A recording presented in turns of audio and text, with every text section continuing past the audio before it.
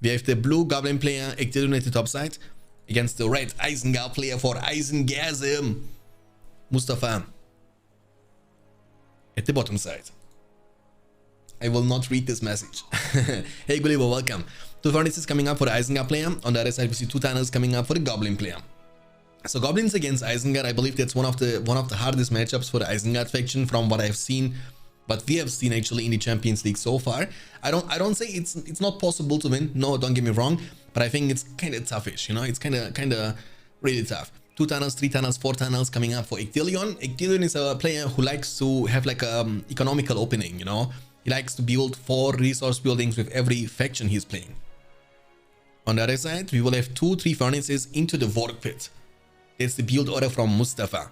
So Mustafa, eventually, early on, Vork packs, and later on, maybe Vork riders. He can be both a great choice against Goblins early on. But this Goblin will actually kind of grow rich. So you gotta hurt his economy as soon as possible. Hey, I'm a pirate now. Hey man. Marcit, welcome to the stream. Abe, welcome to the stream.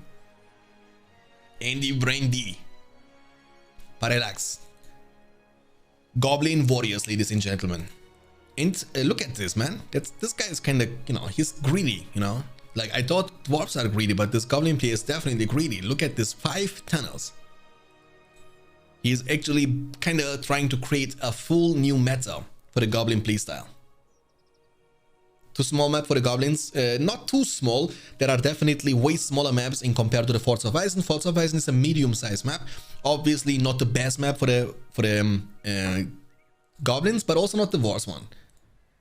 War packs coming up first. And also, once again, you know, Goblins are one of the best factions when it comes to face against Isengard. They have the highest win rate against Isengard. Isengard needs some more time to scale into the mid to late game.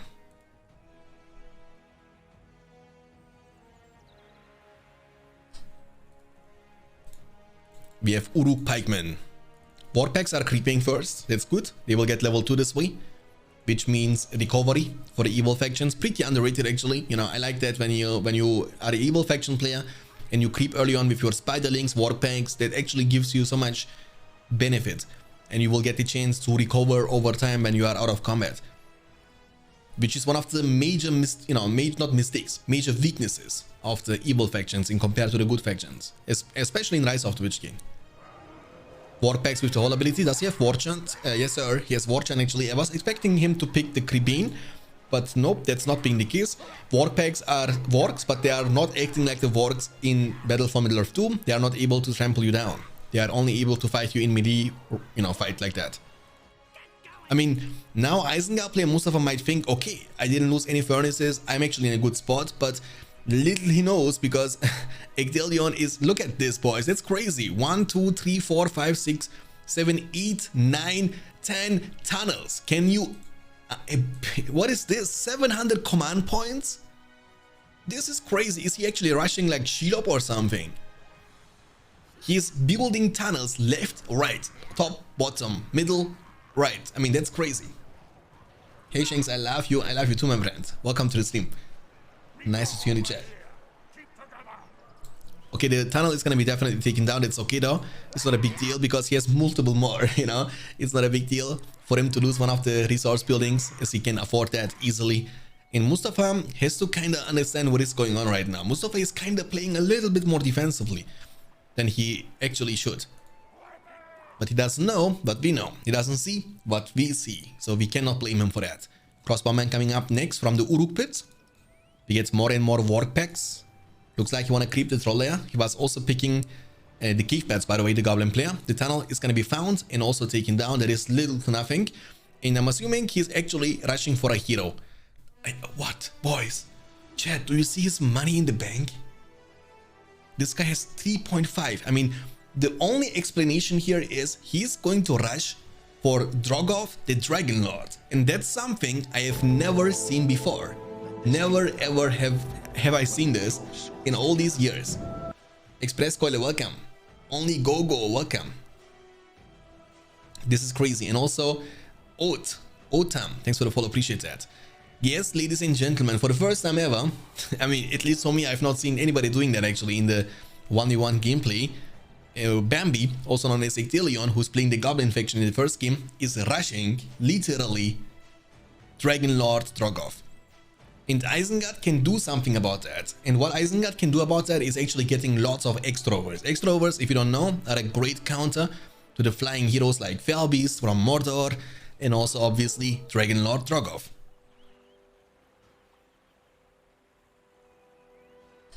I don't know, man. I don't know if this is gonna work out or not, but he's coming. I mean, that's one thing for sure. 550 command points for goblins, and 600 for goblins, and 550 for the Isengard player. And even though he lost a couple of these tunnels, he didn't lose anything important yet, you know? All the starting tunnels from Ectelion are still remaining on the field. And by the time Isengard is gonna finally manage to get to the spot, he will be surprised about the existence of Drogoth. Normally, in a situation like that, Mustafa is expecting to be attacked very soon. Big C 1992. My man, for 5 months. Thank you so much for the huge spot. Big Z 1992 just resubscribed for 5 months. Ahoy. Happy 5 months, my dude. Thanks for the endless hours of entertainment. Hey man, thank you so much for your 5 months, and even so for your great and kind words. Appreciate that. And what can I say? Thanks for being here for the past 5 months, and thanks for your immense support, my friends. Really means a lot. Okay, the tunnel here is gonna be also found and taken down. We are expecting Drogoth very, very soon, guys, and this army isn't designed to be able to fight against that. You have crossbowmen on the field, pikemen on the field, but you need more than 1 crossbowman. You need more than 2 crossbowmen to be able to burst down the Dragon Lord fast enough. Now we see production buildings coming, and there comes Drogoth, the Dragon Lord. And Mustafa will be incredibly surprised. And look at this, boom, Chuck. I mean, this guy, and one thing I need to mention about Dragon Lord, he's leveling up like crazy.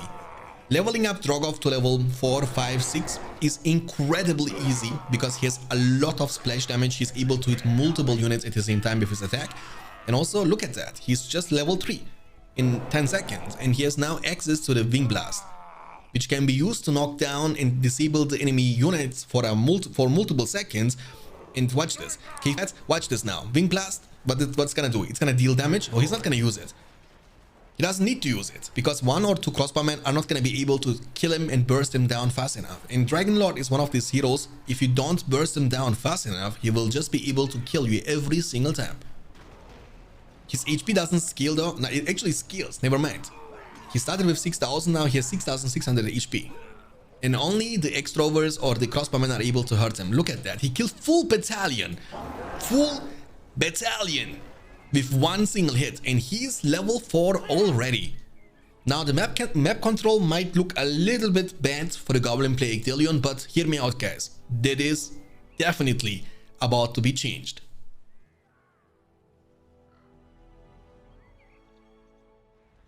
And there comes the Dragon Lord. He's gonna hit level 5 very soon. Level 6 unlocks the Fireflight, which actually deals immense damage to flyers like Nazgûs or Felbeast in this case, but that's not being the case for now. I'm also pretty sure that it deals also damage to heroes like Lurtz. Again, you can't cripple down the Dragon Lord. That's not possible, even though he is considered as a hero, but flying heroes cannot be crippled down from Lurtz, even when he gets level 4. And I believe Lurtz is important. Why are you asking? Glad you're asking, because you need the leadership. Nice splitting here from Mustafa. He's trying to desperately spam now extrovers crossbowmen to be able to have some sort of threat against the flying monster, the flying beast. Is it a bird? Is it a fly? This is Superman. You know, Superman of Battle for Middle-earth 2. And Goblin player now all of a sudden is regaining the map control he lost before. Look at that. Furnaces are getting taken down one by one. Half-Troll Swordman, the builder, has been eaten alive. Looks like builder is back on the menu, boys. He will also be able to now to capture the inn at the top right side. And that's what I'm talking about. The flying heroes, they have such a crazy impact on the game, and you need to be kind of committed, right? You need to be grooved. Dragon Lord, maybe that's a risky move. He's taking so much damage. Now fly this way, get away, get away. What are you doing, Dragon Lord? You are a Dragon Lord. I cannot look that long. I'm not gonna look. Oh, not even close, baby. Not even close, baby. Chili, thanks for the follow. Thanks for tuning in for your first message. Thank you so much. What? I mean, he has literally 0.001 HP. Let's say that this is calculated. What can I say? What can I say, boys? Fissure now, half troll sportman. We have triple goblin cave. He's going to build now the spider pit. That pretty much means that the goblin player will be able to recruit every single unit the goblin faction offers. And Isengard is unlucky. Let's call it unlucky.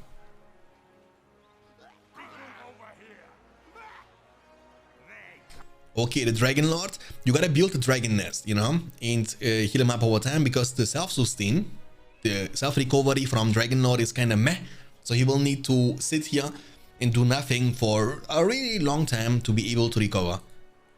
Lords is level 1 still, level 5 is required to get the leadership unlocked, which you will need. You will need every source of damage boost to be able to burst down the Dragon Lord a bit faster. But you could see in the previous fight that those Wildman extroverts are actually dealing great amount of damage to the Dragon Lord, and they should be definitely not underestimated. And there is a huge difference between this guy and the Fairbees and even the Witch King from Mordor faction, because this guy is like a wizard he's a flyer, but he cannot be dismounted, right? That's not optional. However, he can use, like, you know, Saruman, Fireball. He can use Wing Blast. If he gets on a location like that, in this area, he will be able to Wing Blast and knock them up all the time and deal damage over time. He has Firefly to counter enemy flyers. And his level 10 is going to be something like Rain of Fire. Pretty strong, once you get some levels on him.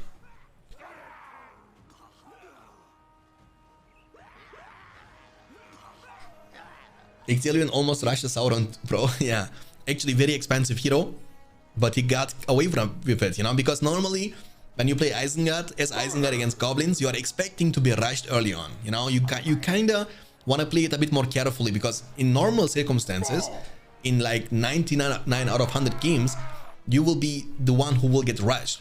You will need to always discover the entire map, look for some potential tunnels, and that's a brain play, you know, like that's, you know, like a big brain alert.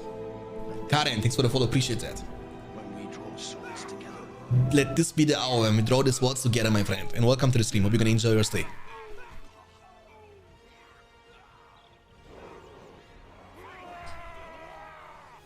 Michael Line, welcome. Good evening. This is BFME 2 on low settings. Hey Gooby, no, it's Rise of the Witch King in ultra settings. We have now the Dragon Lord. He's a little bit, but you can see, right, he was out of combat now for the past 1.5 minutes, and he's still not up to full HP. So he needs definitely some time to be able to recover.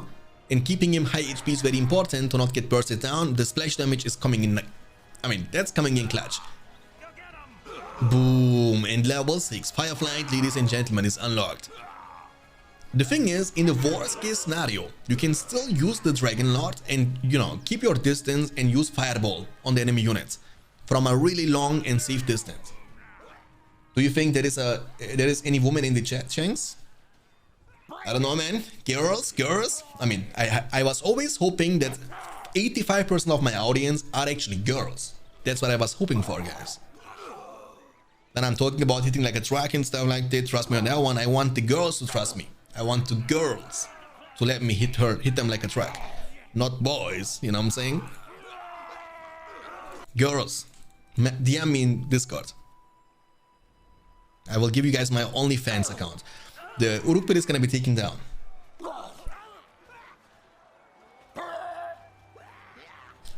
Hey Slate, welcome. Daddy Shanks, you can hit me. Oh no, oh boy, trust me, you don't want me to hit you. OnlyFans when? Dude, you just don't know about that. I already have OnlyFans. Okay, Lords, level almost 4.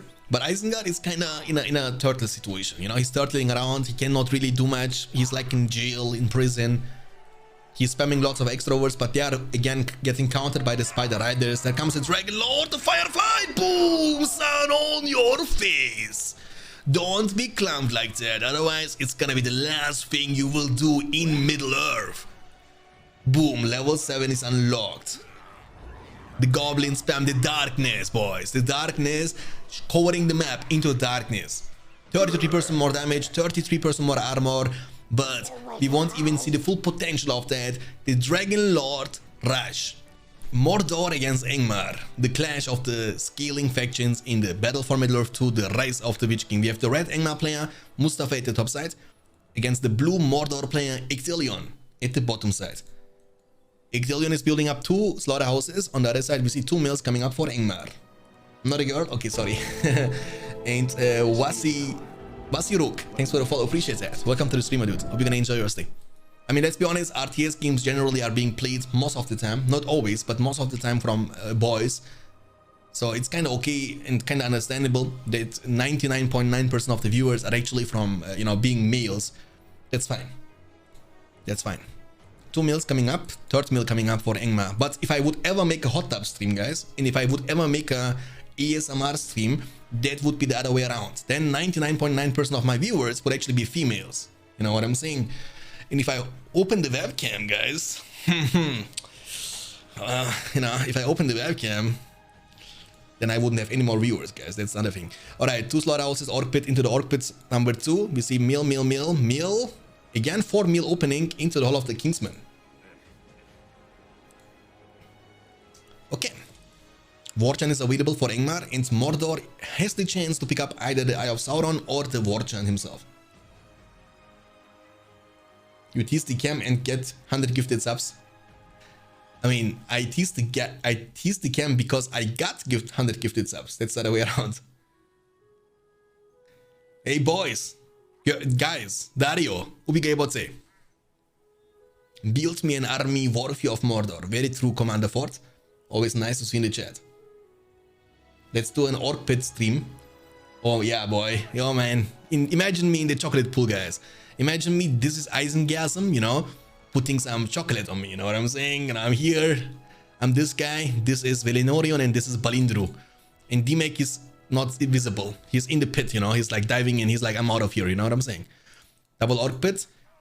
Lots of orc warriors are being recruited. We see more and more Gundabad warriors now coming from the double Hall of the Kingsman. So in a one-on-one situation, the Gundabad warriors are obviously much stronger than orcs, but it's not gonna be a 1v1 or 2v2 situation. It's gonna be always a 3v1, 4v1 situation, because orcs are less than half of the money in compared to the Gundabad orcs. Imagine if you had the cam on though. Imagine that, you know what I'm saying? But I don't feel confident when I'm actually, because I make like stupid face when I'm talking, you know? Look, when I don't say anything, when I just stand still and don't open my mouth, I look actually handsome, guys. I'm no homo, but guys, if I would be a girl, I would let me hit me like a truck. I'm being dead honest about that, you know, no kappa. But if I'm talking and the way my mouth is moving when I'm talking, it looks so strange to me. It looks so, I don't know why. Because, you know, I'm very emotional person when it comes to, when I see something like something crazy, I would make like many stupid faces, and that would kind of give you guys a chance to take multiple clips and abuse me. So I don't want that to happen. The mill is going to be definitely taken down. Great surrounding here with the orcs. And also this one is going to be damaged, but not going to be taken down for now. Love the content on YouTube. First time tuning in on Twitch. Hey man, thank you so much for tuning in on Twitch though. Appreciate that. And also thank you very much for watching the YouTube videos. Unfortunately, I'm not able to upload for a full week on the main channel because I got a strike. Because of the download tutorial videos, somebody was reporting them actively, and unfortunately they got removed from YouTube. And on top of that, I got a week strike. But once the week is over, we will be once again uploading to the main channel more frequently. And thank you so much, XWeeby, for tuning in. Means a lot to me. I mean, there is lots of pressure on Angmar, but not so much pressure on Mordor. Mordor now has the Haradrim Palace to counter. The Haradrim, I mean, what? Ah, that's okay. I was kind of confused. I thought this is level 1, but it's level 2. In a one-on-one situation, the Haradrim Lances are also stronger than Wolf Riders. Wolf Riders, by the way, if you don't know, they are the worst cavalry unit in the game. But they are quite fast to be recruited. So all the Angmar player needs to do is build a Hall of the Kingsman and a Wolf Den. That's it. Then you get the chance to turn the Gundabad warrior, the Trollmaster units, into anything you want. From Gundabad to X-Trover to Pikemen and also to Wolf Riders, which is pretty good. If this was an interview, why do you say to watch You and not any another more educational channels like Amaranth. I mean, there is no reason. Vivisnamni_Drew just resubscribed for 29 months. Oh my. Ahoy. Go Hey, man. Imperialist Vo Hi Yo. Benzi, I don't know what to say, bro. 29 months, Benzi. 29 months, my dude. This is a long time. And after 29 months, you are still here. Thank you so much. Really means a lot to me. Thanks for the huge support as well. Otsimon, thanks for the follow. Cloud998877, thanks for the follow. And Kenji Moto, thanks for the follow as well, guys. Thank you so much for tuning in, for following, for tuning in, for watching, and just generally being here in the chat with me. Means a lot. With you, it's just much more entertaining and much more fun for me. Thank you. So let's take a look into the current command points and power points. Mustafa has 500 command points in the bank, 7 power points collected. Mustafa is the Engma player at the top side. On the other side, we have 450 for Mordor player Ectelion at the bottom side, and he has nearly 5 power points collected after the war chant. So Engmar is definitely ahead, both in the power point department and also in the command points department. Let this be the hour when we draw swords together. MakeShowXGG, thanks for the follow. Dude, you have the best videos on YouTube, man. Thank you so much, Kenji Moto. Really means a lot to me. Glad you enjoy them. Really glad about that. Take it up. Is it about the strike? I watched both the YouTube channels. Yeah, unfortunately, I was also very upset about it, to be honest. I got the message like 2 days ago on my mail. I was like, oh man, I was so depressed actually, because YouTube and also Twitch, you know, they've been now such a big part of my life in the past 2 years. And not being able to upload a video now for a week doesn't maybe sound too crazy for you guys, but it's a big deal for me. Kinda makes me upset. But it is how it is. It's only for a week, so it's a matter of time, and we will be returning stronger than ever before.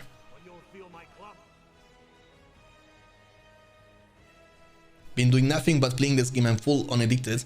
I got you, bro. I mean, I feel the same. I feel the same. Oh, level 2 slaughterhouse would be nice if you can protect it. That's an orc pit, very delayed orc pit number 3, but Engmar is definitely the advantage in this game, as you can see and tell. Engmar is being literally everywhere, pressuring from every single side. Maybe Mordor player Ectelion was playing it a little bit too offensively early on, and normally Mordor is a very hard scaling faction, and that's the reason why you should be playing a bit more safely at the beginning of the game, but that was not the case. Now he's surrounded. Now he cannot really do much about counter-engaging, you know. He can just defend himself and hope for the best. They have a lot of orcs on the field. They have gotten even the horde bonus, which would mean in numbers of 100 or more, they would get the chance to deal 25% more damage, which can stack with everything. It stacks with buffs like War Chant and leadership like I. So right now they have like triple buff. Horde bonus, leadership, and the War Chant. But this is gonna be enough. Even with triple buff, orcs are still only orcs.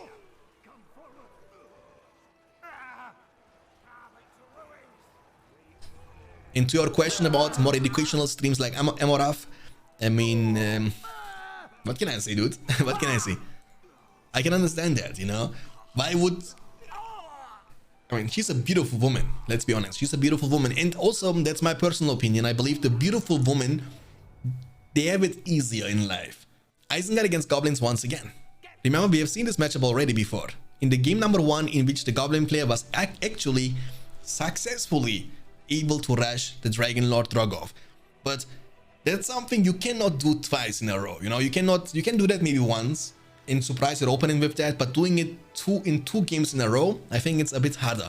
But we shall see. We have once again Ectelion on the Goblin faction against the red Isengard player Mustafa on the beautiful map Plains of Linden, which is like a reskin of the map West Emnet from Battle for Middle-earth 1.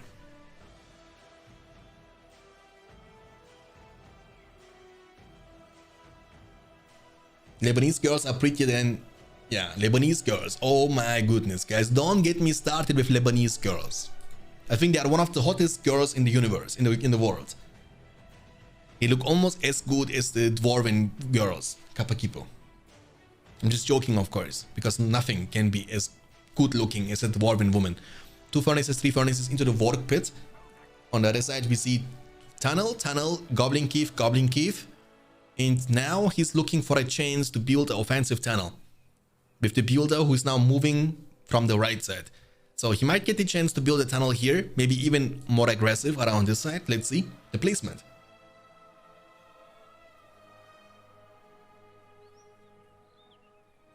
I'm glad you are into Lebanese girls only.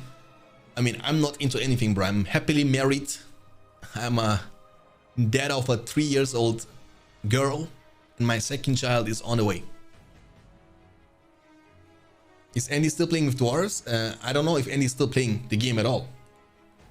There is a tunnel coming up offensively, and early on it's gonna be goblin spam. So goblin, goblin, goblin, goblin, goblin. Isengard is building getting some war packs first, and then pikemen. So it looks like Ectelion doesn't want to risk it. You know, to go obviously for the Dragon Lord again. But this might be surprising, and that's what I like to see. You know, don't always do the same stuff, and you always do the same strategy in every single game. Then obviously your opponent can read you like a book, can predict every single step you take. And when you do something like, hey, look at that, who is back on the menu, boys? Two Funds 1907 with the gifted sub to XWB for 69 gifted subs in total to the channel. 69. 2 Funds 1907 gifted XWeeb a subscription. What a monster. 2 Funds 1907 gifted a tier 1 sub to XWeeb. They have given 69 gift subs in the channel. Thank you so much for the huge support. And May Shadowfax, another winner of a gift sub. Now he broke the magical number, guys. The magical number was 69, now he broke it. But I cannot complain, guys, let's be honest. 2 Funds 1907 gifted May Shadowfax GG a subscription. What a monster. 2 Funds 1907 gifted a tier 1 sub to May Shadowfax GG. They have given 70 gift subs in the channel. Look how sweet she's talking. They have given 71 gift subs to the channel. And another one, this time Awe Hawe is the lucky winner. Hi Dinfar, welcome to the stream, guys. Thank you so much for tuning in. Really means a lot. 2 Funds 1907 gifted Arwayor 900 a subscription. What a monster. 2 Funds 1907 gifted a tier 1 sub to Arwayor 900. They have given 71 gift subs in the channel. Thank you once again for 71, 72 now. Fiesta gets it. He deserves it with the name, with the username. Fiesta is a great name. It's a new word we were never using in this channel before, Kafakipo. 2 Funds 1907 gifted Fiesta AA21 a subscription. You need Dragon. What a monster. 2 Funds 1907 gifted a tier 1 sub to Fiesta AA21. They have given 72 gift subs in the channel. 72 gift subs, boys. Can you imagine that? It's a lot of... Dude, that's really generous from you, man. I don't know what to say. Thank you so much, dude. I don't know. Sometimes I'm speechless. Thank you so much. Means a lot. Alamancıyız yanavçıyız. Okey. Bu paranın suyu nereden geliyor ya? Almanya'dan geliyoruz ya. Ne olacak? Parayı sokaktan topluyoruz biz. Fissure, level 1. 450 command points for Isengard and 500 for the Goblins. So Goblins are still ahead in the command points department, but Isengard is kind of, it's not the biggest map in the world. I believe even Forts of Isen is better map for the Goblin faction in compared to this map, because this map has like two tiny pathways.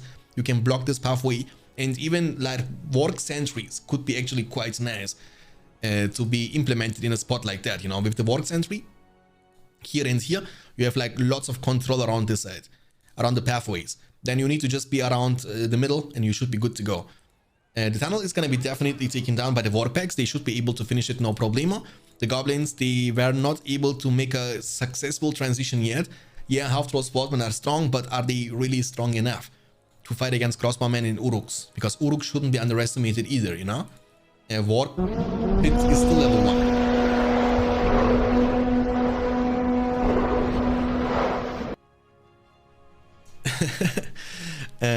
Okay, so the furnace is going to be also taken down by the Goblin Warriors. The Warg Sentry, like mentioned before, is going to be indeed coming up. In 2 fans 1907 keeps going on Muto 32. Another gifted sub to 73 gift subs in total.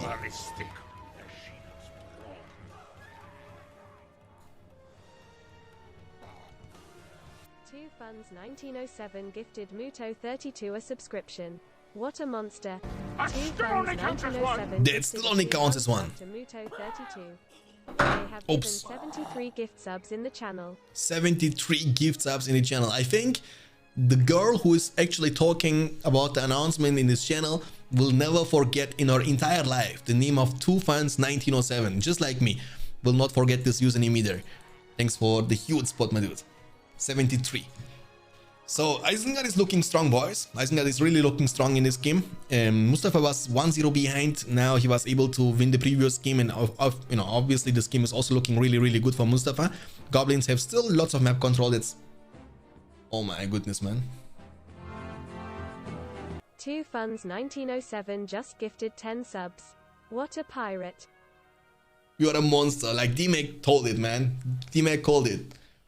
This guy's going crazy, yeah, true, man. Thank you so much, dude. Holy moly. 83 gifted subs to the channel. I mean, 2 Funds 1907 is pushing me to the decision, guys. Hey, you know, sometimes, obviously, some people can dream. And sometimes you're asking yourself, you know, Shanks, maybe I should be doing full-time content creation for Battle for Middle-earth games. You know, full-time YouTuber / Twitch streamer and stream every single day for 8 hours. Then I'm saying, nah, you can't do that.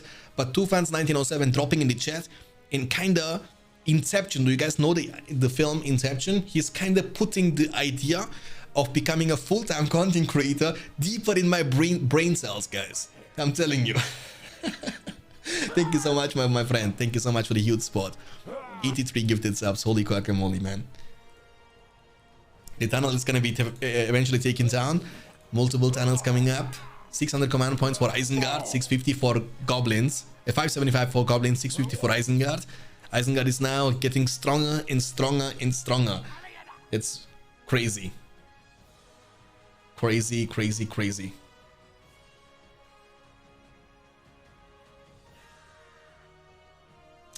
I don't know what to say, bro.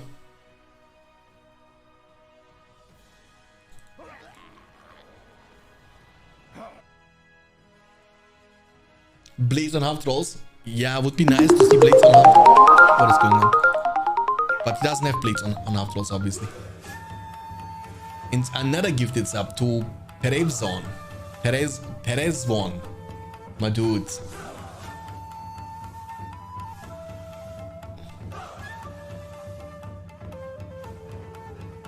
What is going on right now? My Twitch is completely going crazy, guys. My Twitch is going crazy. What a monster. 2 Funds 1907 gifted a tier 1 sub to Peravon _ Guys, my Twitch is going crazy now.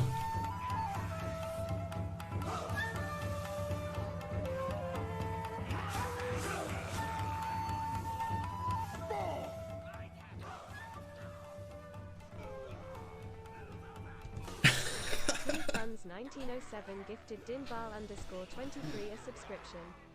What a monster.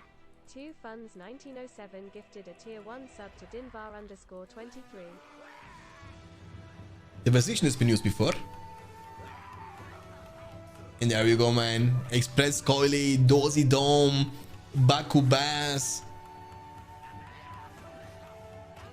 Eve Angelo. Holy moly, guys. Holy moly, guys. Holy moly, guys.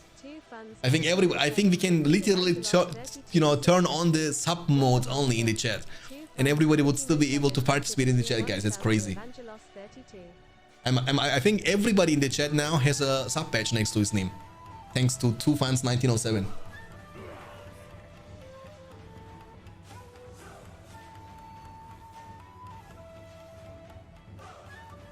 Eight power points collected, 475 only for Goblins, 800 for Isengard. 1907 gifted Lucken 2 a subscription.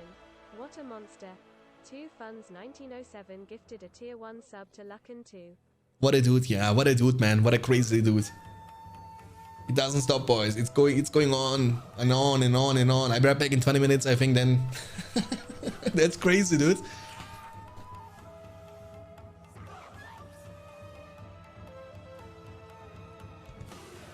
2 funds 1907 Naruto song in the gifted sub one a gifted one. subscription. What a monster. 2 Ciaros funds 1907 Franion, thanks for the follow, one appreciate sub that. Gelt_1.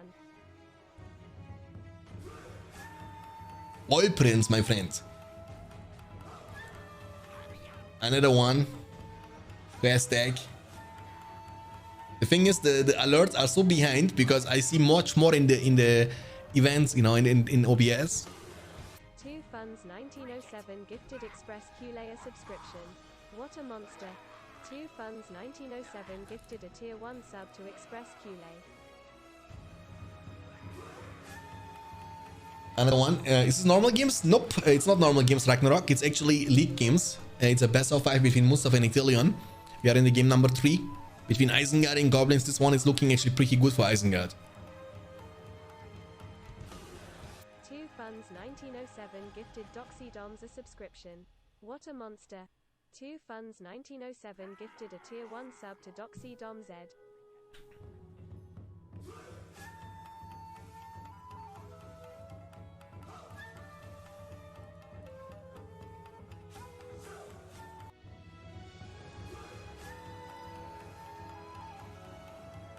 I'm starving. We ain't had nothing but maggoty bread for 3 stinking days. Why can't we have some meat? Why can't we have some meat?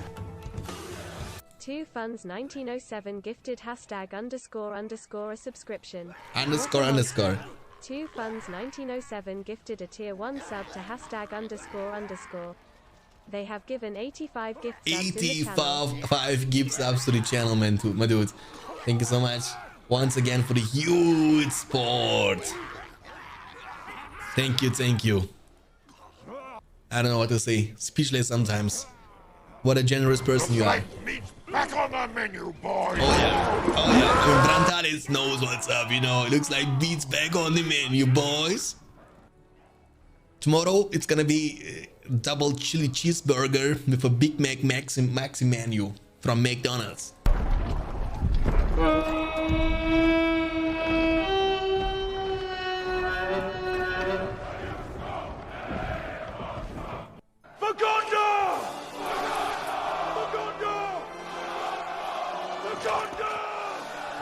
For Gonzor, yes. So we have Lords, almost level 3 boys. Let's actually... Oh, look, Isengard went for double eco. Devastation and Field of Fires right after. He has 875 command points in the bank.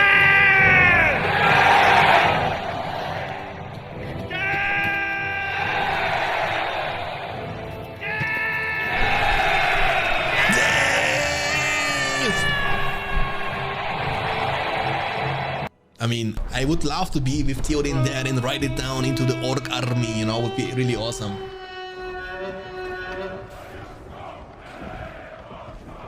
For Gondor! For Gonzor! Everybody together, guys! For Gonzor!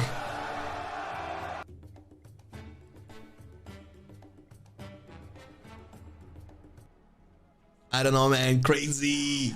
500 gifted, 500 bitty bomb to the channel, my dude. Thank you so much. 85 gift subs, 500. Oh man, that was kind of making me jump, boy. Sorry. I feel like I could have just, you know, put like an auto camera.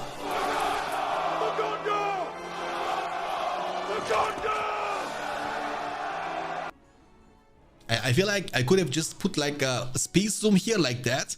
I swear to you guys, I could just go away and you could entertain yourself. You don't even need me, guys. You have sound effects, you have all these alerts from the 85 gift subs from 2 fans 1907. You could just entertain you, but you don't even need me, guys. Come on now. You don't even need me. So we have 875 command points for Isengard, 7 power points collected after the devastation, the Field of Fires, and the War Chant. On the other side, we see 10 power points in the bank kit of the Goblin play. He is down to 180 out of this 575 command points only he has. He has 10 power points after the Wildman of Dunland. So he needs like 5 more for his 15, while Isengard is growing literally rich. So you see that everything is growing, you know, not growing. Obviously growing also, but glowing, shining bright like a diamond. And the money, the eco from Isengard goes to the next level. What can I say?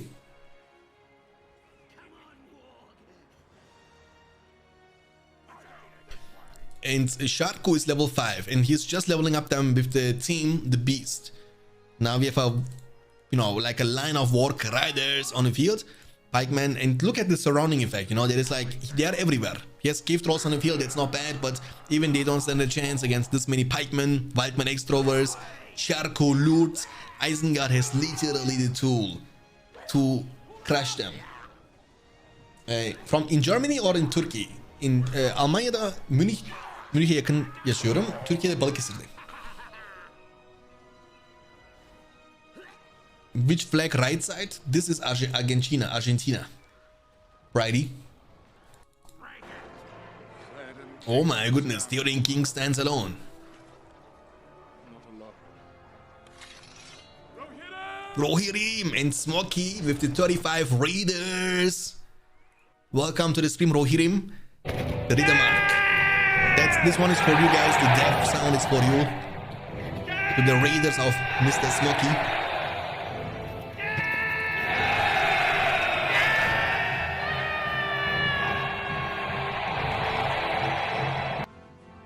Thank you so much for the raid, and Dominic for the primers for 8 months, my dude. Dominic, thank you so much for the huge support to the channel for 8 months already. Everybody, guys, welcome to the stream, to the league matches in the Champions League for BFME to the Rise of Twitch King. And Ectelion just got defeated as you guys tuned in. We have the red Dwarven player Mustafa at the top side against the blue Goblin player Ectelion at the bottom side. In the game number 4, in a BFME 2 map. Erech the Fourth Age is a map I believe even Ectelion made himself, so he should know every single corner about this map. We have spider layers around this side. I mean, lots of work has been, you see this, like, you see this detail, right? There is like a, what is this? This is like a troll in spider webs. How Brute losing? I don't know. Inumare, when are you gonna play your league games? I mean, you signed up for the league, but I have not seen you playing one single game yet.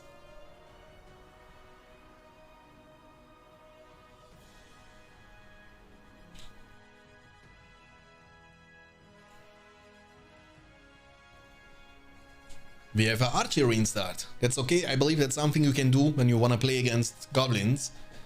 And Goblin player is building up once again 4 tunnels. This is going to be one of these games in which the Goblin player is going to try once again to save up for Dragon Lord. Nope, that's not going to be the case. He's actually skipping the Goblin cave and going for the fissure instead, which will give him the chance to get those strong units on the field quite early. The half-troll swordmen. They are one of the best, if not the best swordmen in the game, because they are immune as the one and only swordman to trample. They cannot be trampled down, which makes them also great against units like Warg Riders, for example.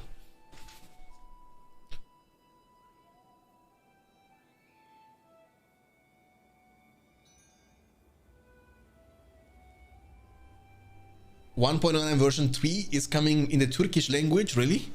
What are the Rohirrim are gonna say then? When they are charging. Ölüme! Ölüme koşalım!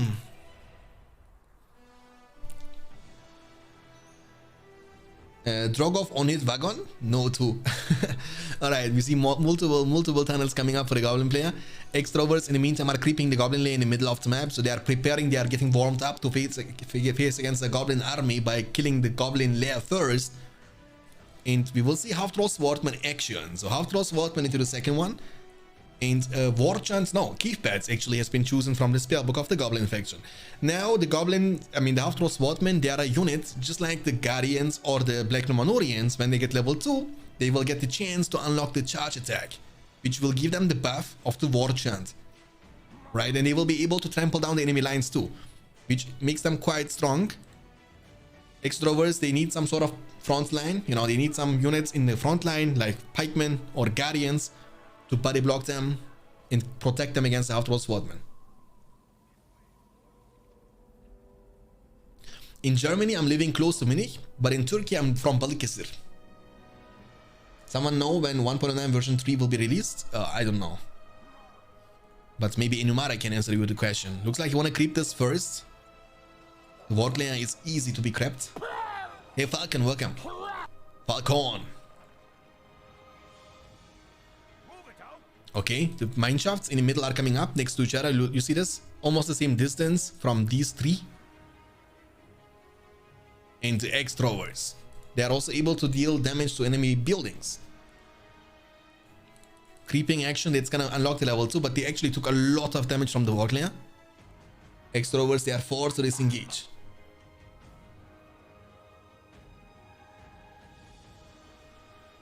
Okay, so creep secured.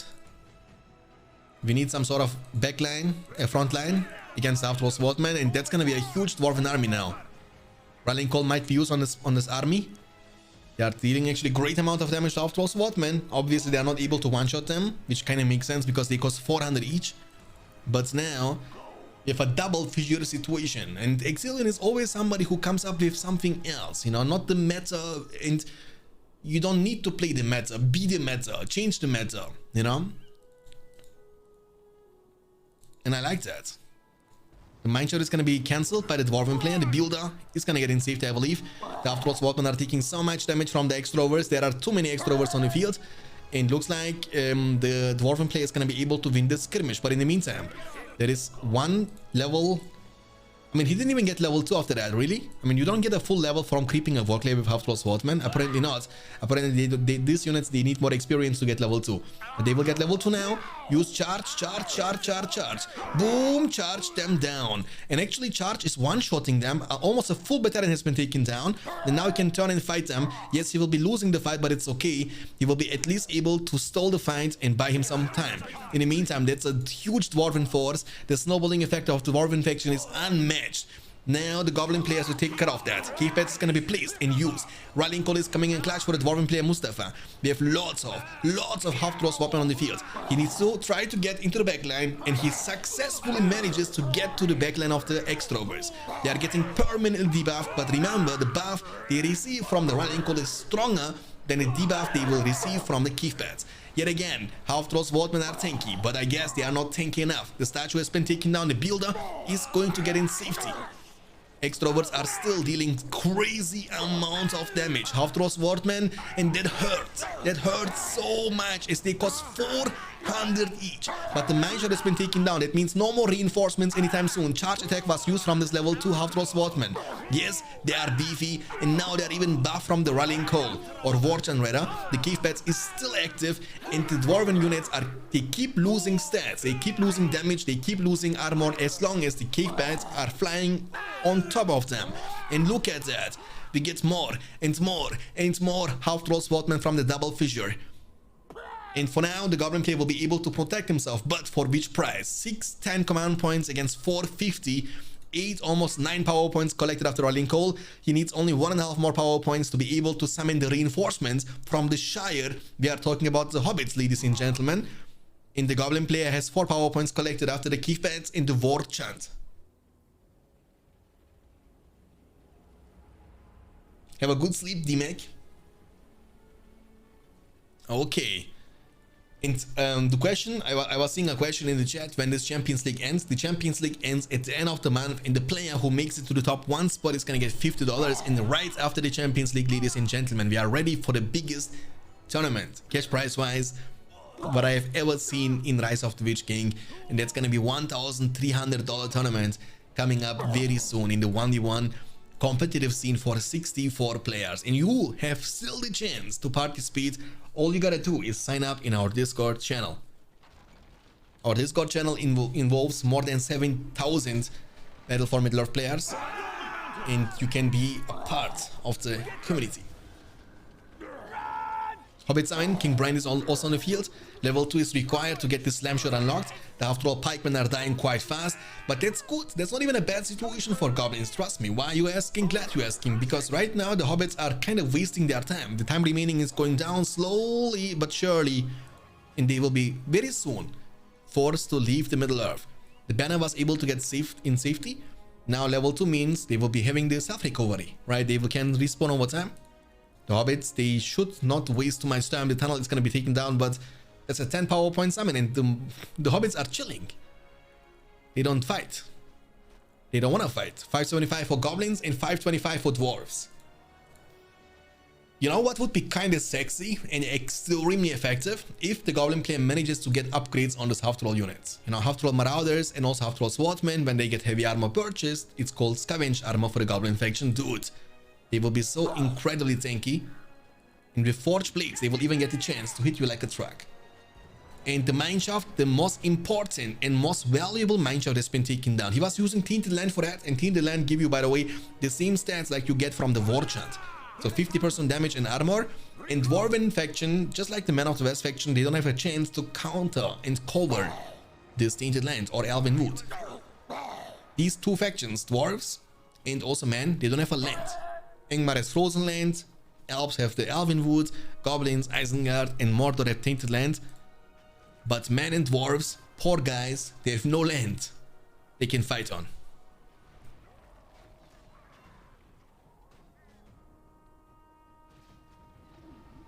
BFME 1 tournament is gonna happen after the big tournament. I wanted to make a host of BFME 1 tournament already for a long time, but we always got something in between, you know, and it kind of always got delayed, but delayed doesn't mean denied. It's gonna definitely happen. King Brand is now level almost 4. The Slam Shot is a really fast recharging ability which has splash damage on it. It's able to hit multiple units at the same time, deals crazy damage, knocks them down, knocks them up, knocks them out. 4 power points collected. The Wargen has been used now on the Half-Troll Swordman. They will be committing on this Mineshaft, the Guardians, and also the Extrovers in the melee range. They don't stand a chance. They don't stand a chance against Half-Troll Swordman when they are buffed. 6 power points collected. Here's the Cave Pads upgrade on the Fortress, just for you to understand how much the Goblin player is now able to see. You see, until this Fog of War, he's able to see literally everything. I mean, he's able to see this entire location here. And he knows, for the information that's important in this matchup, that there are no Mineshafts nearby. That means that's gonna give him the chance to play a bit more offensively. That's something Dwarven faction can't get access to. And Dwarves have no Cave Pads. Only Isengard and Goblins have it. And it's very important upgrade and very cheap upgrade, to be honest, for 500 only to get such a crazy vision control. Half-Troll Swordmen are coming from Double Fissure. 1 Goblin Cave only. Normally it's the other way around. Normally you see multiple Goblin Caves in 1 fissure only, but it's the other way around in this game. 8 power points collected, 2 more away from his Weapon of Talent Summon, or even Scavenger could be actually a solid choice. Will you participate in the BFME 1 tournament? Yeah, I can do that, yes. I can do that. This vision range, yeah, it's kind of crazy vision range. The amount of vision control you will get from it is kind of something else. 650 command points and 550. Dwarves have 13 power points in the bank though. I mean, they need only 2 more away. They are two away from his 15, which can be, I believe the barrage can be unlocked from the spellbook. Goblins, they need first the 10 power point, which can be additional units like Weapon of Dunland or Spider Allies can be also summoned. But if you want to go for like a long-term investment, I believe Scavenger is pretty underrated. Scavenger is a power point which gives you more and more value the longer the game goes on, you know? The more when the game lasts like 10 more minutes after you pick Scavenger, it's the best you can pick. It will provide you so much additional money. And remember the Goblin faction, if you lack of command points, you can always invest 200 of your money to build those Battle expansions. And every single one of these is going to increase your command points by 75. It means you have Scavenger to compensate the amount of money you cannot make from tunnels, and the Battle expansion to compensate the command points you cannot get from additional tunnels too. Looks like a win-win situation for me. Level 5 King Brand. The Beast Slayer arrow can actually one-shot many of these monsters. It deals even a crazy amount of damage to the Dragon Lord. However, they nerfed it in this version 8.5. This used to deal 80% damage to Dragon Lord. So imagine a very cheap and affordable hero nearly is being able to one-shot the most expensive hero in the game. He is still able to chunk him, don't get me wrong, but it won't be that effective anymore. Spider Allies is available now. Warten is also available. Cave Pads is available. Will be used now. Spider Allies will be special summoned. We have Gloin on the field. The knockup is coming in clutch, and the Cloud Break for the stun. Perfect timing for the Cloud Break. He needed that.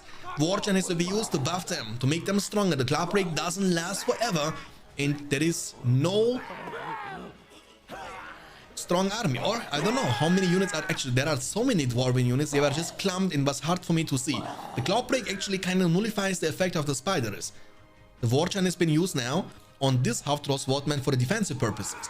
The tunnel is under attack, but I believe with the half-troll swordman he should be able to protect it. Nah, it's gonna still be taken down. Hobbit summon now will be used offensively. The cave bats are still flying around. That's the second time we see the Hobbit summon. The King Brian is doing a phenomenal job defending this. The spiders, they are doing absolutely nothing for the Goblin player. Ectelion, 800 command points in the bank versus 825. Mustafa is definitely recovering, and also gotta keep in mind that Mustafa has collected 7 power points after this cloud break. So if he straight up rushes to the 25, he's only 17 power points away from that.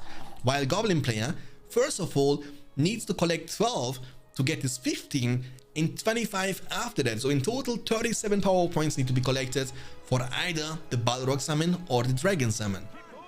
So if the game, what I'm trying to say is like, if the game lasts like 10 more minutes, the Dwarven player will be the first one who will get a chance to either use the Earthquake or the summon the additional Citadel.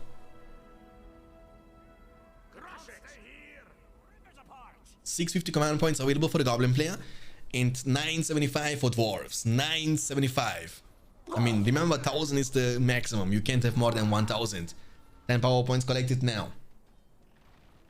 The power points are rising. The Hobbits from the Shire are doing a great job, but Frodo Baggins is going to be taken down by the half-troll swordman. 11 power points collected now. You have also the chance, if you go for rebuild, to get the Dwarven Riches, but that's going to just slow you down. And I believe he has so much money that he won't even need the Dwarven Riches. Maybe get Forge Work for the Battle Wagon action, maybe get Gloin, maybe get King Dane, maybe get even Gimli on the field. Also, instead of going for the Battle Wagons, you can also try to get Mithril Meal in the Forge Blades purchased to make those Dwarven Extrovers also pretty tanky and super strong.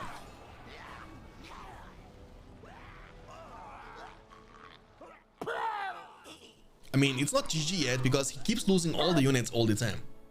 The Goblin player has still, you know, double fissure. I mean, he has enough money to be able to keep, you know, getting more and more units on the field.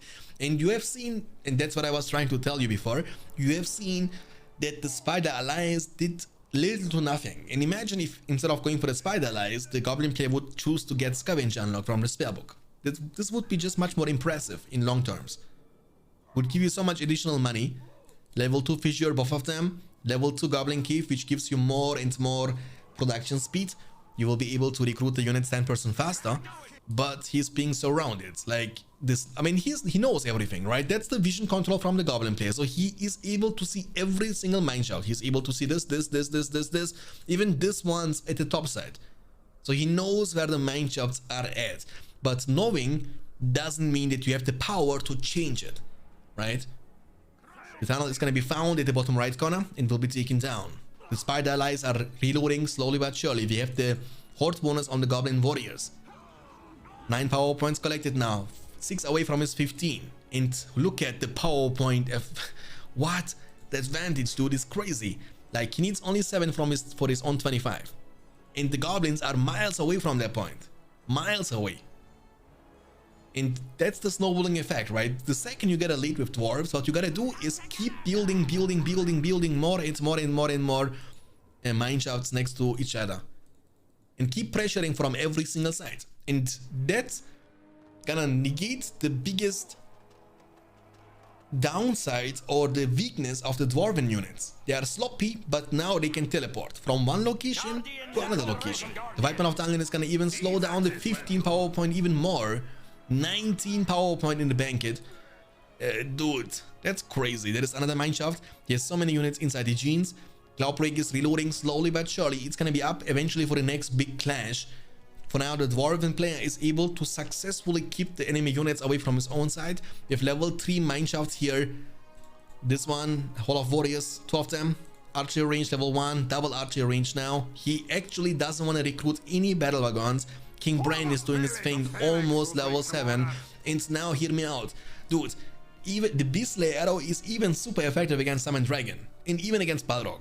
I mean, you can't one-shot them obviously, but it chunks them.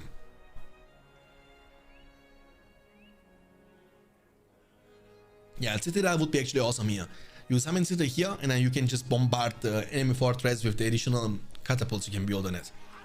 The builder has been taken down. And the power points keep rising to the sky. Boom! Slap shot. I mean, it's called slam shot, but we call it slap shot because it sounds like it's slapping, you know. Osmanlı tokatı gibi. Tak, tuk. Guardians. Cloud Break is almost back up. Almost back up. 750 command points for goblins and 12 and 750 command points also for goblins and dwarves. They have the same command points available, but the level 3 tunnel means minus 100 command points. And it's getting bursted down. Bursted down. Is this BFME 2 or what? Because resource buildings in BFME 2 are so vulnerable. Spider Eyes will be summoned on top of King Brand. Cloud Break will be summoned instantly to stun them and they shall not move. King Brand now can just easily disengage and get inside the mineshaft. And they done what they were paid for. They were able to take down the level 3 tunnel, which was dropping down the Goblin player 7. Actually, he was kind of expanding even more. He has no better expansions. He has still a level 3 tunnel here. That's very good. Level 2 tunnel here, almost level 3 as well. This is Azok. Yes, sir. Azok is here, level only 1. 15 power points versus 26. And now we are talking. Now we are talking, okay? Because now he has the chance to go for the 25. What is he gonna be able to choose though? I mean, you cannot choose, I believe, both from the 25 from the Cloud Break. Let's see. He's just not he's gonna summon the Earthquake. He missed the level 3 tunnel, but he hit every single production building. And the only ones which were able to survive was the level 2 fissure on the left and the level 1 Goblin cave on the top right. That's it. That's gonna slow down the production speed now from the Goblin player Ectelion a lot. And dude, in the meantime though, do you guys see that? I didn't even pay attention to that. He lost so many tunnels, holy moly, he's dropping down to 450 command points himself. He is absolutely command points capped. He cannot recruit any more units anymore. That's what it is. And for the next big attack, the Goblin player will have his Watcher summon available, which can be used to defend a large amount of units. You can chunk them, knock them up, one-shot them, right? And yeah, I believe the Goblin player is in a position in which he might still be able to turn this game around.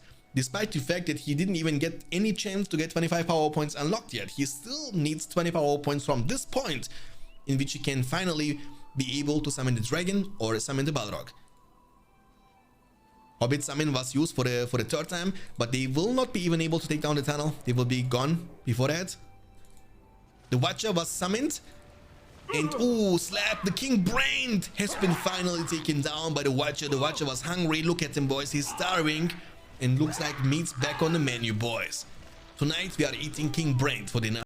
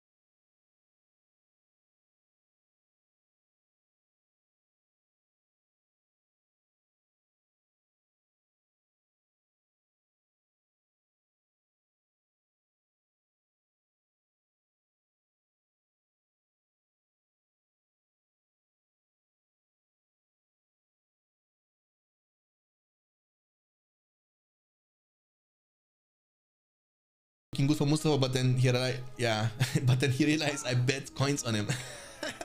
Hello there, first Twitch stream I've ever watched him, and thank you so much for tuning in, JD. Always nice to see people from YouTube tuning in into the live streams. Unfortunately, boys, we got a 1 week restriction on YouTube. I cannot upload any more videos for the next 6 days because of the copyright. I mean, it's not copyright, but it's somebody reported my download videos, you know, the download videos I was making for the Battle for Middle-earth games, BFME 1, 2 and Rise of the Witch King, and they took them out. I was forced to delete every single one of them, and they also banned me now for a week. So I cannot upload for a full week, unfortunately. Mustafa is behind, yes sir. I mean, he has only one mineshaft, that's how behind he is, Oliver. He's only down to one single mineshaft, my dude. And 900 command points only. And that's the proof. Never give up. Never surrender. Never. There is always hope, as Aragon would like to say. And this is the proof of this statement. This game is absolutely over now. I don't think Dwarven player can do anything to turn this series around. And the Goblin player Ectelion will be victorious, and we, my friends of Middle Earth, will get the chance to jump right into the final game. The game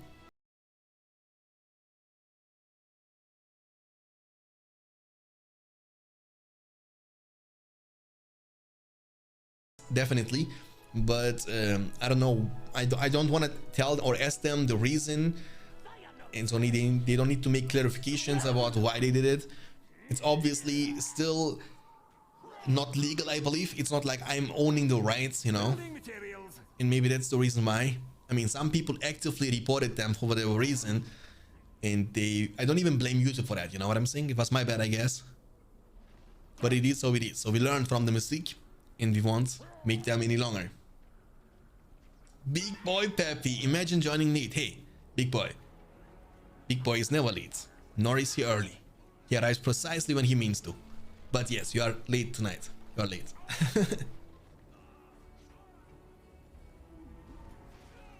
It's very strange, right? So it's really hard. Jealous LOL players reported you. I don't know what it is, man. 250 command points, but Mustafa keeps fighting until the very end. He has Cloud Break, that's gonna buy him some time, but he has no units to kill the enemy units, right? That's the problem what he got. You have my soul. It's Iron 98, thanks for the follow, appreciate it. Welcome, hope you're gonna enjoy your stay. 300 command points only now against 1000. So now we have the reversed situation. Remember, it was the other way around, not this, you know, not this way, by the way. This way, this is kind of crazy. Like, the command points differential is now crazy. King Brand is rejoining the battlefield. He's now level 7, almost level 8. The Beast Slayer arrow, however, is a single target. So you can only use it on something like a mountain giant, for example, right? To one-shot them. You can one-shot a mountain giant with the Beast Slayer arrow, but I don't think mountain giants are going to be needed anytime soon. He's rebuilding everything what he got, but now the Goblin player needs only 11 for his own 25. And guys, the Dragon Summon or the Balrog Summon can be the game-winning moment, and he might not even need them to be able to win this game. He has now full command points, he has so much money, he can do whatever he wants. He can actually go eventually for even upgrades. Azog is level 5. Look at this beautiful Goblin, super well designed. Look at the details on the texture. I'm just joking, by the way. This guy is looking awful, man. What the heck is this design? He looks worse than a Goblin warrior from the Goblin lair. Little to no love for this dude. We have Spider Riders on the field now. More Half-Troll Swordmen coming, joining the battlefield. Nearly 16 power points in the bank. The tunnel is gonna be protected. I mean, look at this. It's now the other way around. I mean, the mobility advantage of dwarves is nothing in compared to the mobility advantage of goblins, because they don't even need those tunnels, since they are extremely quick anyway. But even in a situation like that, what Ectelion can do is build now multiple tunnels on every single location around the enemy base. So you can literally kinda prison him with your tunnels.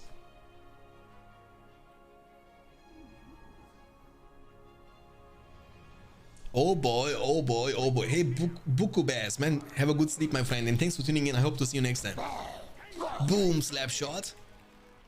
Hobbit Summon will be used for the number 4. That is, oh, they are glowing. You know why they are glowing? Because they have the One Ring, boys. Look at the One Ring. You spin my head round. That's crazy. I see dragon to be doing brrr. Yeah, true. But the dragon is still far away. Like, the dragon still needs over 7 points, 8 points actually. But he might even get Sauron, you know. I want to see that, guys. You know, how awesome would it be when we get the chance to see the Dark Lord? Like, he has 3k plus, right? You need 10,000, and with 1,000 command points in your bank, who needs the dragon? Who needs the Balrog if you can literally recruit the almighty being of Middle Earth? What?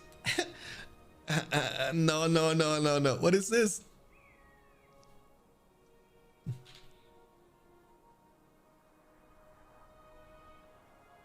Send them over.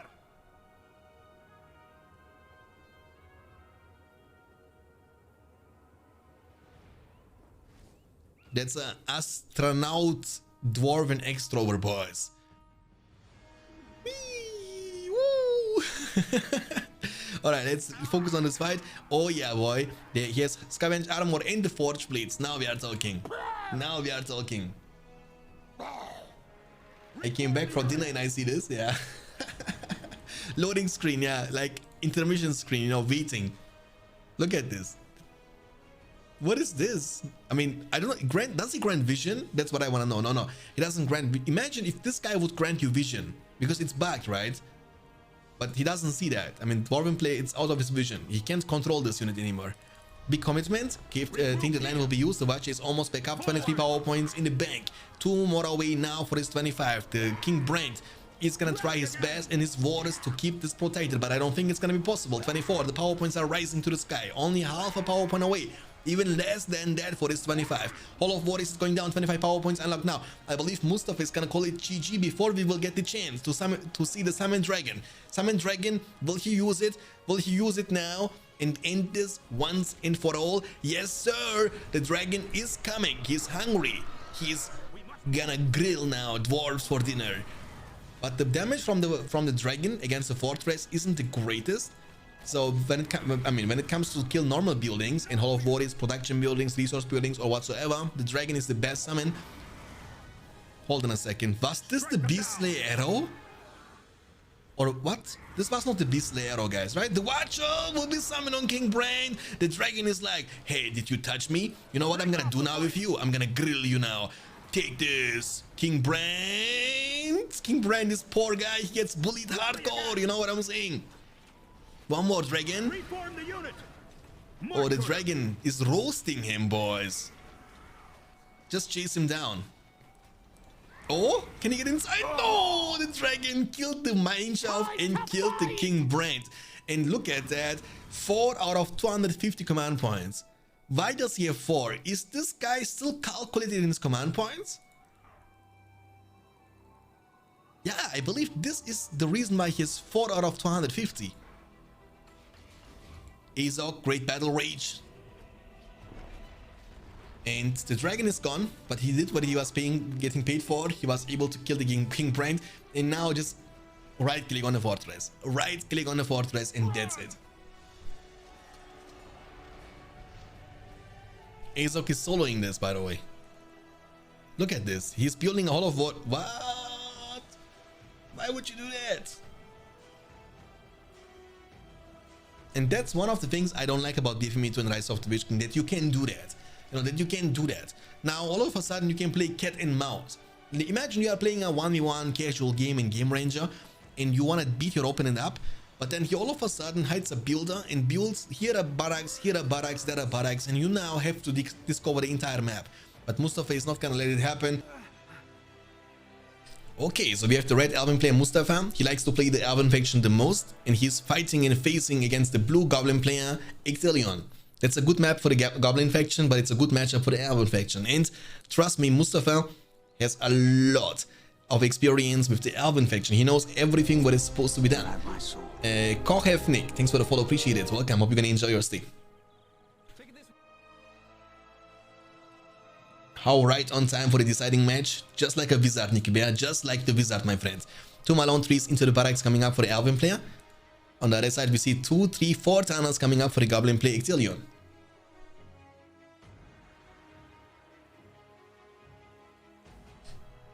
Okay, so what is the plan? I mean, rushing Drogov in this matchup would not be a good choice. Let me tell you that much. It's definitely a bad choice. Because the Elven faction, when they are good at something, it is to spam archers, and archers are a great counter to the Dragon Lord. Dragon Lord wouldn't be able to play the game against the Elven faction player. Barracks into the Miflons, so it's gonna be Miflon sentry units, the pikemen of elves. They will be eventually creeping the Warclave first, this one, or even this one. I mean, there are many creeps on this map. We have in total 1, 2, 3, 4 Warclares and 2 Troll layers. Actually, not enough creeps on a map. You know, when you just think about the size of this map, it's a big, gigantic map. So there could be definitely more creeps. Like I believe in compared to Area 4th Age, this map is much bigger and Area 4th Age is much more creeps. Spider layer, Goblin layer, Warg layer, Troll layer, everything. Pikeman into the Lorien Archers. On the other side, we see 4 tunnels, Goblin Fissure and Spider Pit. So looks like the Goblin play doesn't want to play the casual, the classical Goblin play. Goblin gameplay, which requires you to get a lot of Goblin warriors up on the field.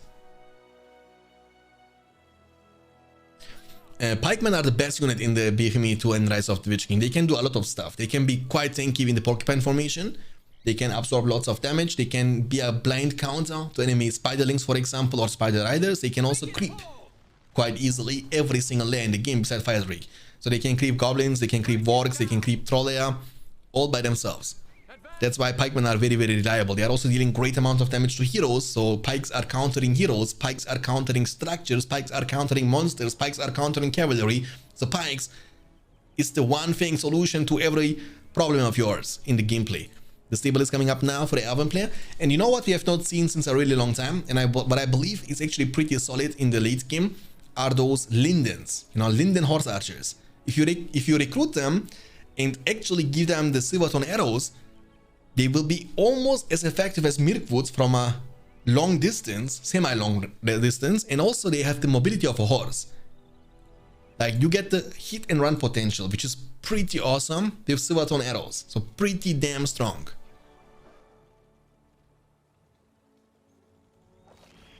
I think they are equal in terms of damage output. In BFME 2, it's a different story. In BFME 2, the pikes are able to one-shot the production buildings, and the Lorien, the normal warriors are able to kill the resource buildings a bit faster. Hey Hakan, welcome. That's Rise of the Witch King, yes sir. But it's BFME 2 players, both of them. Mustafa and Ectelion playing in the league. The Malon tree is going to be protected against the spiderlings for now, but again, the Elven player is kind of playing it once again a bit defensively. In the meantime, that's what I was talking about. The pikes were able to creep this warg layer and also the troll layer by themselves. They are almost level 3 now. They are also going to capture the signal fire on the right side, which will grant them a lot of vision control. They have lancers on the field. The spiderlings, they are diving in a bit too deep, and they will be taken out by the Lorien archers. No problemo. The spiderlings are great for harassment, but they are not good enough to fight. They are also weak against archers, so they have like many weaknesses. They can go toe-to-toe with swordmen, kinda. I believe also Lorien warriors are going to be able to 1v1 them, but they are good against enemy lancers. So when it comes to chase and catch them, spiderlings are your unit, but other than that, I believe they are only good for harassment, since they are quite slow, quite fast. Issue number 2 is coming up now. You gotta also need some half-troll marauders to be able to counter the enemy Rivendell lancers very soon. But until then, half-troll swordmen are gonna be good enough. However, I'm kind of surprised about how the matchup is playing off. I was expecting a bit more aggressive playstyle from the Goblin play in this game, but actually it's the Elven player. Just using this to tell you that you're awesome. Keep up the work, brother. Hey man, thank you so much, big boy. Appreciate it, man. Really means a lot to me. Thanks for tuning in. Thanks for watching. That's already more than enough. And really thank you guys. Elves Omega outscale gobos? True. The thing is, I believe there is a huge weakness in the Elven army. Not many people are abusing that. When it comes to fight against elves, they are kinda the lack of damage against structures. But goblins do that too. So in many situations, goblin mountain trolls and ants from the Elven faction are kinda similar. And mountain giants are even weaker against normal archers in compared to the ants. Ants are only vulnerable against pikemen and against fire, while mountain giants also die to Silvertone arrows in no time. So I believe everything that Goblin is able to recruit is being countered by elves. And even the dragons, for example, Summon Dragon, Balrog, they are so vulnerable against Silvertone arrows, especially Balrog, right? Because you can use Flood to kill Balrog, literally. If you use it properly, you can one-shot the Balrog with your Flood. It means elves can even counter the best part of the Goblin faction, which is the 2 major summons, right? Summon Dragon and the Balrog summon, they are the best summons in the game, and you can counter them both. We have now Glorfindel up on the field. Spiderlings. Goblins are expanding, 550 for elves and 500 for goblins. Half-Troll Swordsman. And also keep in mind that Mustafa was able to creep, right? He was able to creep this and this. That means he has definitely higher chance in the PowerPoint department. 3 power points after Rallying Call and Heal. And goblins have 8 power. I mean, actually pretty even in the power points. The Malone tree is going to be taken down. Glorfindel won't be able to protect this for now. Hold ground stands, very smart. The Valley is coming up for the sustain. For the recovery of these Lancers, they will be healing up slowly but surely over time. In Rise of the Witch King, the heal effect is not very great. That means ideally you can also build like 2-3 wells to speed up the healing progress a bit. Because one well is gonna heal you quite slowly. Elf only faction that destroys 25. No, you know, the ice arrows from the Dark Rangers can also destroy the dragon in the Balrog.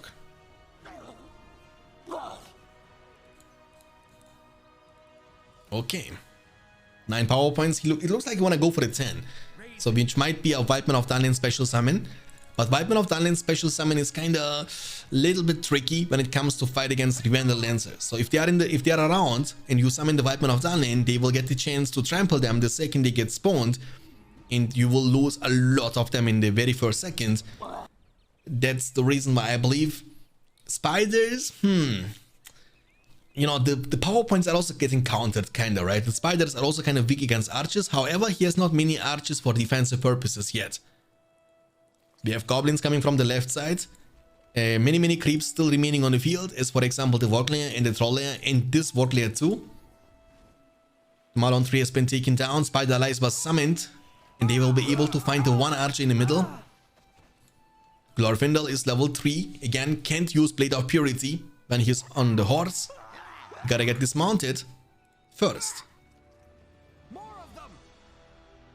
Now, can you not summon Vipeman of Dunland after the War Chant? Or do you always have to pick the cave paths? Not sure, tell us, but you know potentially better than me. I was thinking that you can also summon the Vipeman of Dunland after the War Chant.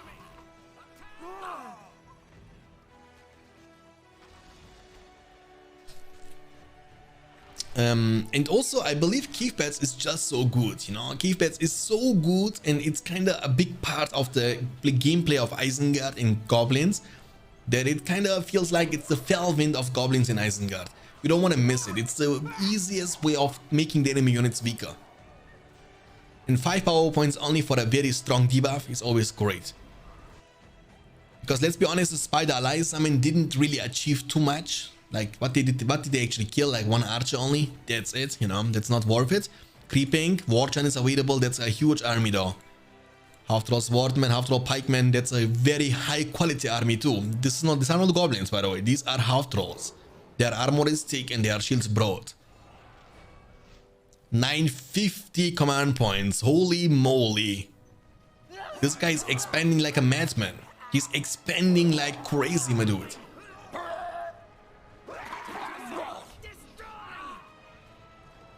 Glorfindel though, Blade of Purity though.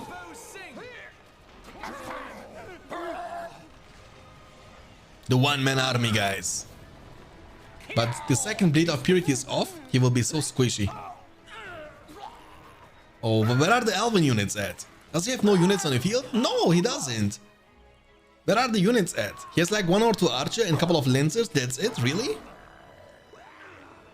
Or did Glorfindel actually die? I think so. I don't see him on the field anymore. He died. Oh, they are pushing to the fortress. What a insane push. So instead of going for the small pushes like we have seen in every single situation, this Goblin player was building an army worthy of the Goblin town and going for one single massive push instead.